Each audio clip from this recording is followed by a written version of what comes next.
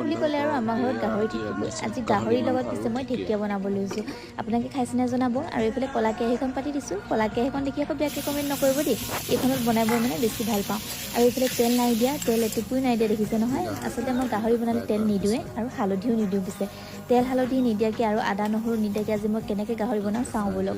আৰু এইফালে ধুনীয়াকৈ তেল নিদিওঁ বুলি উস্তাদিটো মাৰিলোঁ হয়, কিন্তু তেল দিব লগা হ'ল। মানে গাহৰিখিনিৰ পৰা তেল নোলালে। এইফালে আকৌ দালিখিনি মানে একদম উতলি পৰি গৈছেগৈ। আৰু তেল নহলোৱাৰ কাৰণে মানে তেল দিব লগা হ'ল। অলপ মিঠাতেল দিলোঁ, দিয়াৰ পিছতে এইফালে মই আকৌ ফ্ৰাই কৰি লৈছোঁ আলুৰ লগত গাহৰিখিনি। আৰু ইয়াত মই যিহেতু হালধি নাই দিয়া, সেইবাবে অকণমান ৰেড চিলি পাউডাৰ দিছোঁ আৰু নিমখো দিলোঁ। ৰেড চিলি পাউডাৰ দিলে মানে অকণ কালাৰটো বেলেগ হয়। আৰু এইফালে কণবিলাহী দি দিছোঁ। কণবিলাহী দিলে মানে অকণমান টেঙা টেঙা যিহেতু ভাৱটো আহে, খাই বেছি ভাল লাগে। যিহেতু বতৰটো এইকেইদিন অলপ ঠাণ্ডা, বোলো অলপ জ্বলাকৈ খাওঁ। এইফালে অলপ ভোট জলকীয়াও দি দিছোঁ। ভোট জলকীয়া দিয়াৰ পিছত এইখিনি প্ৰায় হৈয়ে গৈছে আৰু তাৰপিছত একদম শেষত মই